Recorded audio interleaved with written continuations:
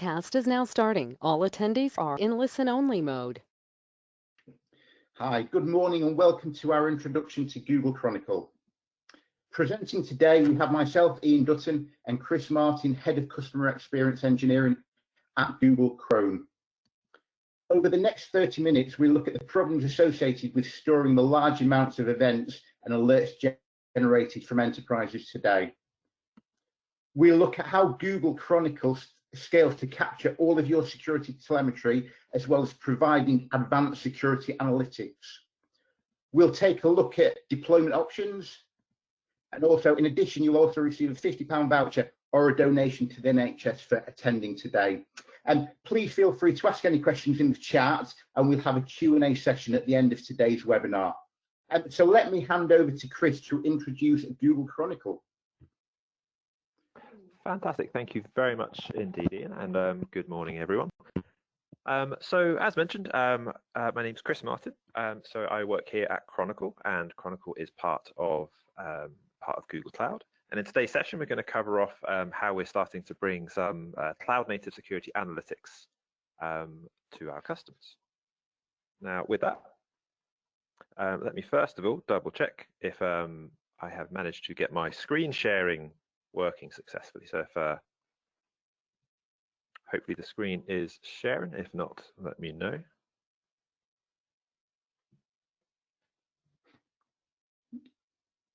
No, Chris, we can't see. If you put it in presentation mode, that's it. Great, we can see that. Thank you. Yeah. Okay, so this is a good technical start. From here, it will be onwards and upwards.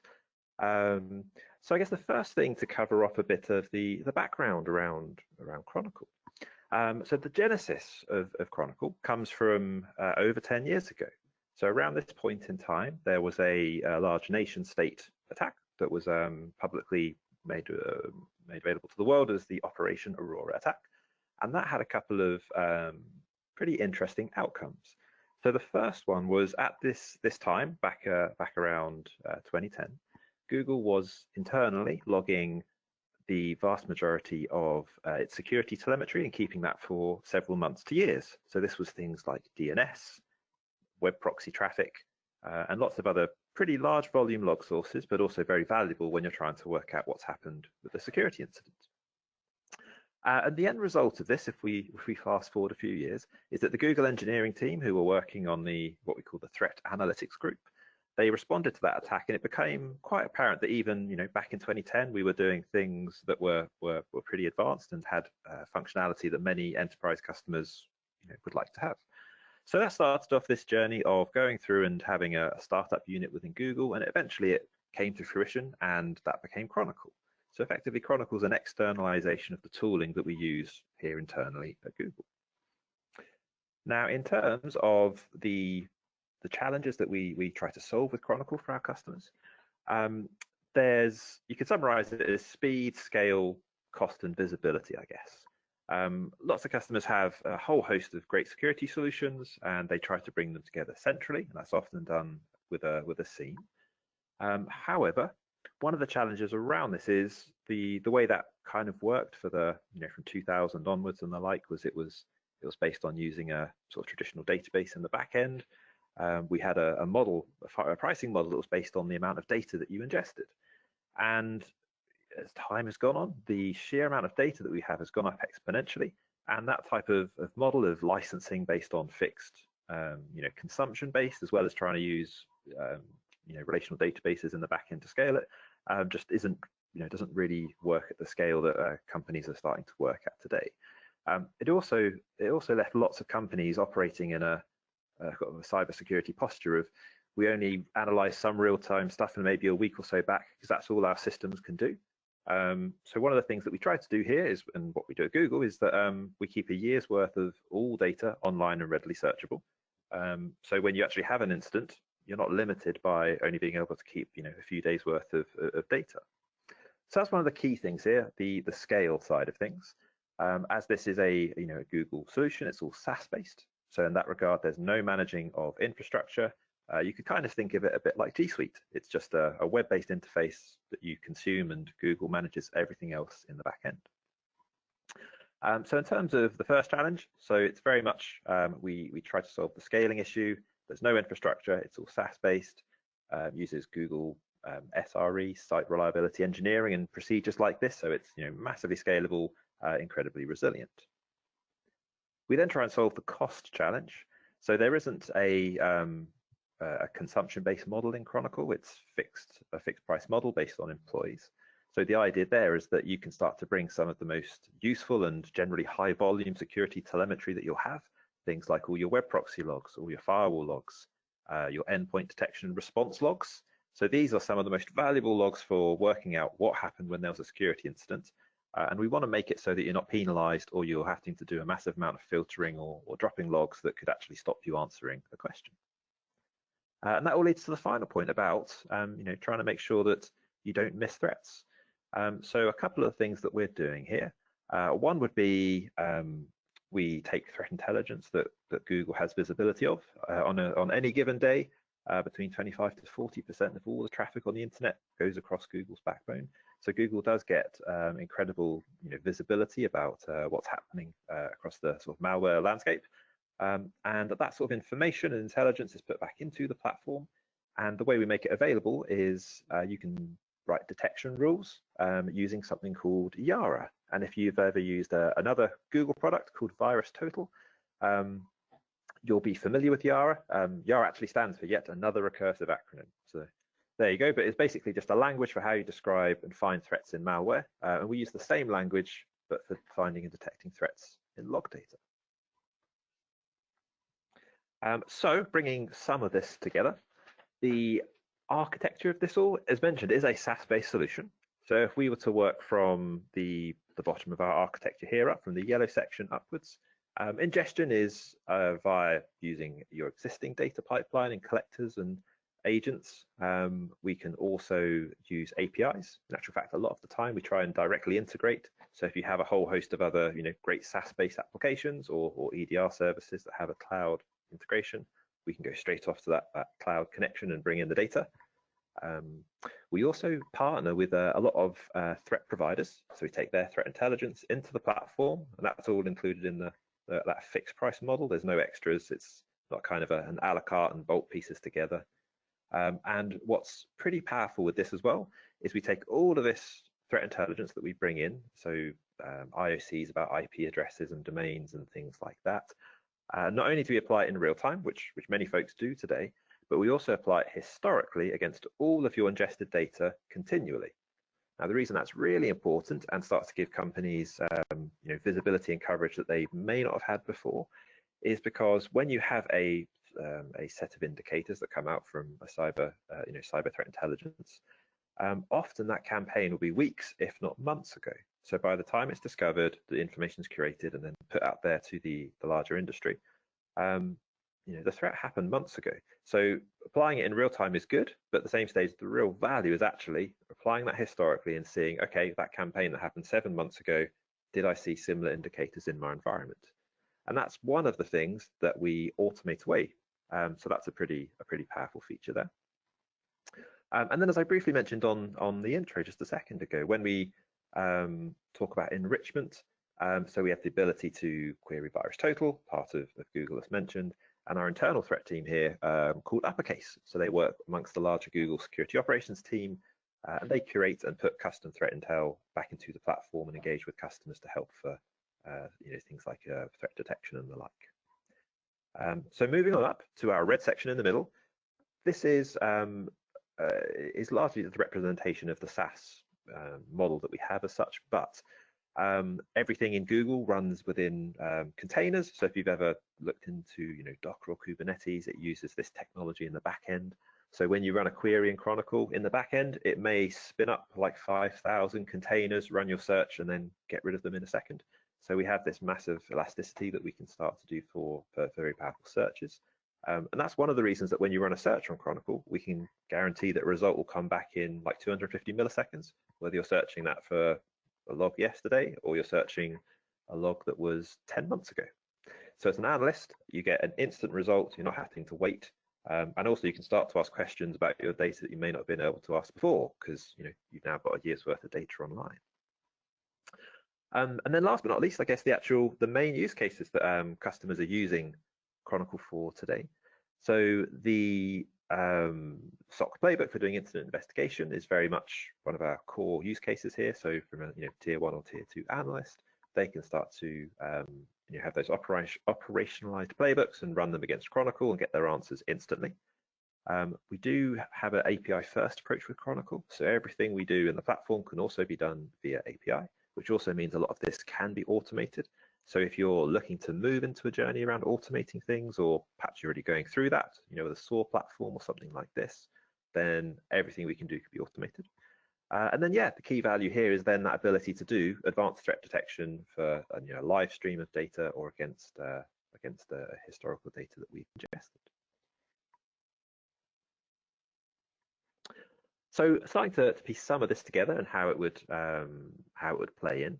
One of the other things that we try to do is to automate a lot of the tasks that you'd have to do, that your SOC analyst would have to do. So there's an awful lot of enrichment, and this can be things like we automatically hook into the Whois API. So when there's information about a network connection, it will tell you what the domain is. You can see when the domain is registered, all those types of little things.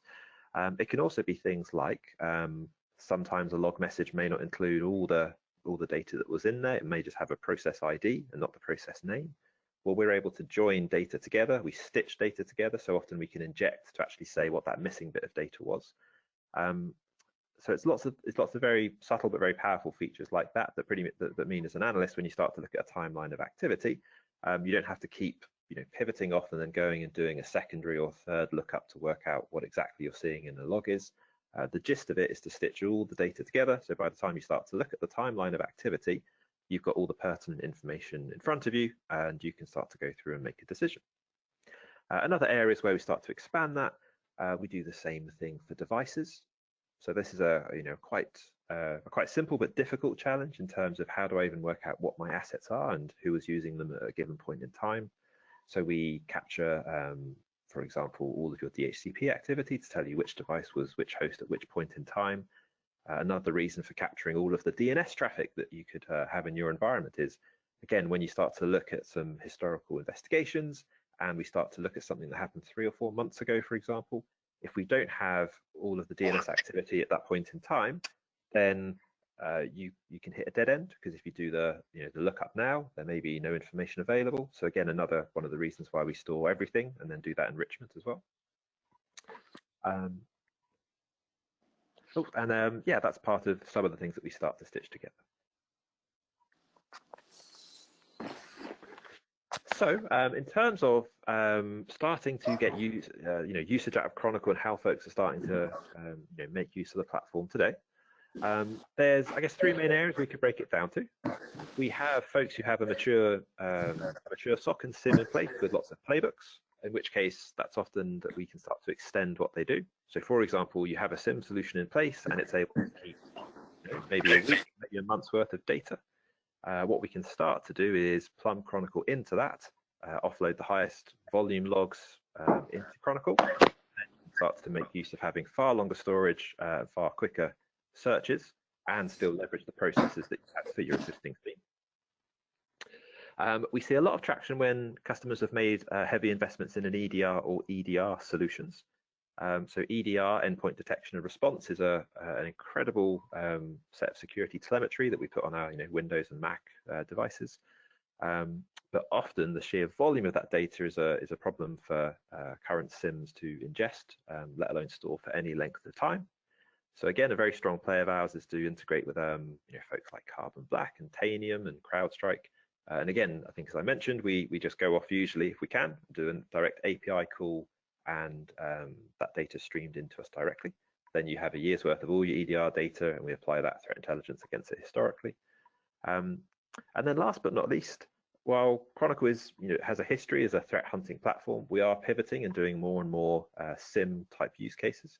So where we do have customers who've had a SIM solution for a long time, and perhaps it's coming to the end of its shelf life as such, there is a play as well where we start to see if we cover enough of the SIM functionality to therefore actually replace a SIM. So at a very high level, those are the three main areas where customers are starting to use Chronicle today. And I think with that, having given a very high level overview of what we start to do and how we integrate, it's always useful to actually see see something in action. So I thought we'd just very quickly pivot, and we'll jump into a Chronicle instance and show you it in action. Okay, so hopefully what we are now seeing is sorry, my Chronicle background here. So this is an instance of Chronicle, as mentioned. Chronicle is a SaaS-based offering, so you get an instance spun up for your, for yourselves, for your own tenant. Chronicle, you can either, again, very similar to G Suite. If you're familiar with G Suite, you choose the location you want your SaaS instance. So you could say, I want a Chronicle instance in North America, or more likely for in EMEA. So you can just specify the region, then your data stays within that region. We then start to use our ingestion from either your existing agents or these cloud-based SaaS solutions, and we can start to ingest log data. And in this particular demo environment, we actually have just over 1.2 petabytes worth of log data ingested. Now, in terms of how you actually start to make use of Chronicle, we've tried to make it Google-esque, so you may recognize the layout here, but you go in and you ask Chronicle a question. And then if Chronicle understands what your question is, it will go through and say, okay, I think you're trying to look into the domain, for example, here, google.com. Now, what you can then do is click your search result, and Chronicle will tell you everything it knows about google.com for your domain. So the results that I'm seeing here is, we're going back to what, January the 9th. So I think we're going back well over a year. And what we can start to do is see everyone in our enterprise who's ever visited google.com. Now, admittedly, you might be saying, hang on a second, that's probably not the most useful of questions. I don't really need to see who's seen google.com. But what it is showing is how quickly you're able to go through and get an answer for, in this case, what will be a very busy domain, to see everything that's known about it for your enterprise. So the screen here, we get things like enriched data, integration with Whois. We can start to see a timeline of activity, which we can quickly pivot and drill down into. We see things like the IP addresses that have been resolved at certain points in time. So again, a key thing for retrospective threat detection, being able to see IP to DNS resolution. But what gets really powerful is on the left, I can see every single asset that's ever visited google.com. Now, if I wanted to go back and see, for example, what Alan's computer did here back in January the 10th, 2018, I could pivot to the first accessed time. And now in a pretty instant, as you can see from the results, what we now have is a view of Alan's device. So we can see the things like the IP address at that point in time and other metadata that we know about it, a timeline of activity. So here we're looking at 10 minutes. So maybe let's pivot it to look at 6 hours of activity back in January 2018. So very quickly we can start to pivot and see what else was happening around that point in time, as well as start to get these little enrichment cards that tell us about what may have happened. So during this time frame, they accessed 2 domains that have been newly registered, an awful lot of domains that were brand new to the enterprise, a few threat intelligence lookups, and then you can start to make use of the actual event data that goes along with this timeline. So as mentioned, we do ingest a whole host of a variety of different raw logs, and we stitch these together. So it's a little task that's saved for you as an analyst. You no longer have to go through and work out that actually, log A, B, and C actually were the same event. We stitch those all together for you.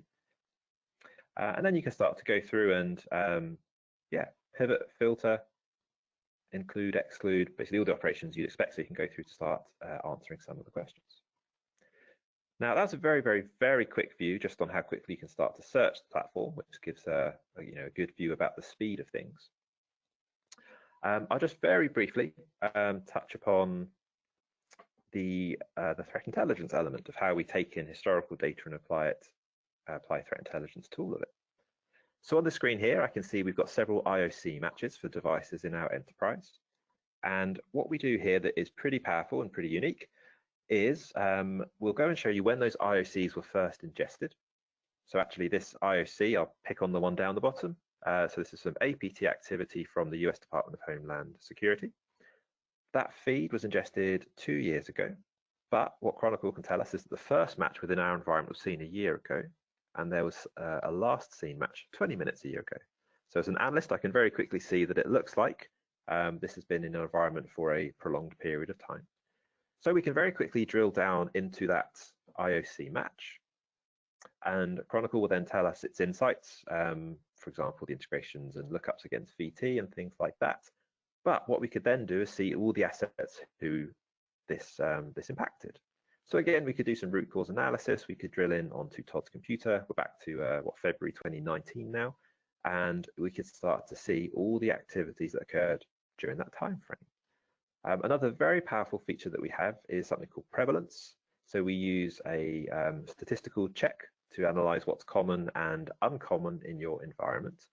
And you can then start to apply that as a filter within the platform.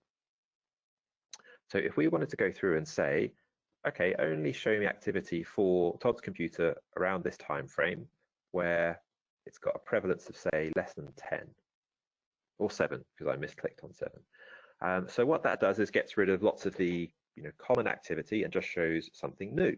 So this can be quite an effective way when performing an investigation to just very, very quickly filter out an awful lot of noise and see uncommon activity. So this visually shows us the initial match. We can see a series of repeating dots, which can look somewhat beacon or command and control like, but there's a flurry of activity beforehand. And we could quickly go through and have a look at each of these initial indicators. It will take us to the exact log message. So here I could see a network connection from SVC HEST. This looks pretty suspicious. My SOC analyst spidey sense is going off already.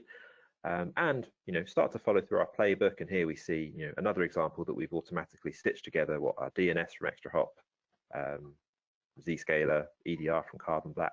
So again, as an analyst, there was an immense amount of data there, or metadata in the raw logs. We just stitch that together and just give you the pertinent info to start making a decision. And then with that, as mentioned, there are some other features around these enrichment cards. These vary between log sources and what we can bring in, but you can start to kind of follow this workflow through. And then last but not least, I'll just briefly mention another pretty powerful feature that we have. So this would be so cyber threat intelligence is very powerful feature to have. But what we can also start to do is go through and apply custom rules. So I mentioned about that Yara concept that we have. So we have the ability to go through and create custom rules, and then these custom rules, we have the ability to go through and schedule these or apply them in real time. So what I'll do here, actually, let me just show it in a slightly different way.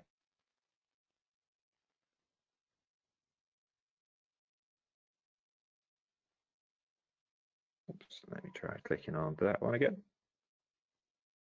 All right, so if I go back into my enterprise insights, gosh, I think the demo gods are against me here. So what I'm going to do is probably pivot and jump out of that bit to say that if we go back and recap on what the summary bits were. So the gist and takeaway then would be that we have that fixed price model, the speed and scale element, and then it's the predominant use cases will be about taking historical data, applying threat intelligence against it, and then the ability to go through and write your own custom rules for matching against historical threats. And I think with that we're coming up towards the end, so I don't know if now's a good time to perhaps pause and see if we have a question or two.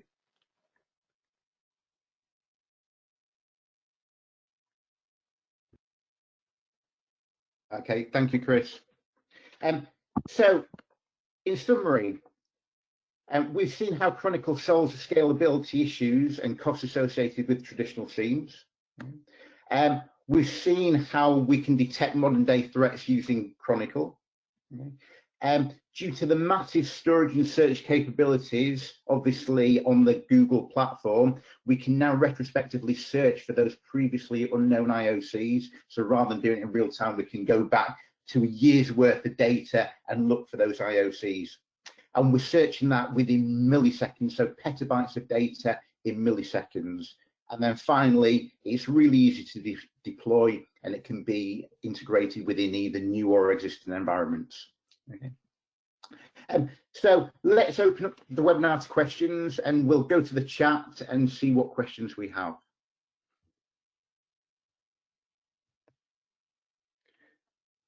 Okay, so one question: how is Chronicle licensed differently from other SIEMs? Okay. So no, thank you for the question. Yeah, so generally, SIEMs traditionally have been licensed based on consumption. It's how many messages per second or events per second that you send in, or the volume of data. So that can be gigabytes or petabytes a day. So Chronicle is licensed based on the number of employees in your organization. And this is there's this flat rate model. So it's basically just this flat fee per employees per year. And the idea behind that is there's, I guess, two hopeful advantages. One would be it's easier to scale the number of employees or to understand how you'll grow with the number of employees in your organization than it can be from log volume. And then the other one would be that also it hopefully means that you don't have to have that scenario where you want to implement a new use case to have extra coverage. Perhaps you want to collect lots of member server logs to do lateral detection, lateral movement detection, but you don't have the volume or the capacity. So that fixed price model means that you don't have to worry about that anymore. So yeah, it's based on this fixed price model per number of employees in your organization. Okay, thank you for that. Another question, are there any white papers available for comparison with other leading vendor products such as Azure, Sentinel or QRadar? Oh yes, so we do have some comparison info that we can I think we can make available and share on that one. So we do I think we have content that compares ourselves to kind of other cloud SIEMs as such. So I think we have some content towards that material against folks like Sentinel or Humio or other kind of SaaS-based solutions as well. Okay, and talking about the competition, so what auto remediation do you have for incidents? I'm used to Azure Sentinel that uses logic apps playbooks as remediation. Is there anything similar in Chronicle? Sure. So at present, we are there's nothing native in Chronicle as such. As mentioned, everything's API based, and our approach to date has been to basically to work with partners. So, for example, with Palo Alto Demisto or XSOAR as it is now, that's what we start to use for SOAR type response there. Same for things like Splunk Phantom. So at present, it's a case of we would integrate with other SOAR platforms to perform those types of remediations. Okay, thank you. And one final question. I'm new to this technology. Is there any way I can get the summary of this session or technology and to email it to me? Well, I think we'll hopefully have a follow up with the details from the call. But yes, there is indeed. So we can send through the link to our public white paper, recording of demos. Even we have an option to get access to a temporary demo environment as well. So all those options are things that we can make sure we share out after the session. Okay, and then two last ones. EDR, you mentioned EDR. What vendors do you support? Off the top of my head, so we've got CrowdStrike, Tanium, Carbon Black. I think we've got some Trend. We have a lot of folks who do Microsoft Sysmon, because these days that's an incredibly powerful source there. Lima Charlie, Silence Protect. So quite a decent amount of them. And if you have a specific one that you're interested in and I didn't mention, then give us a shout, because we can always see if it's on our either in development or on our roadmap. Okay, and one final question, which I can probably answer this one. So can I get a demo? So obviously, if you're interested in a demo, doing a deeper dive, obviously we've only had half an hour to give you an overview of Google Chronicle and also do a high-level demo. We can obviously do a more granular, in-depth demonstration with myself and Chris. And if you want a POC, we can put a POC within your infrastructure. Again, because it's all cloud-based, it's just APIs that we talk to, so we can easily set demos and POCs up. Okay, so thank you all for your time today. I hope you found it useful, and if you do have any questions, feel free to contact us at info@cyberseer.net. So thank you very much for your time, and thank you, Chris. Thank you all.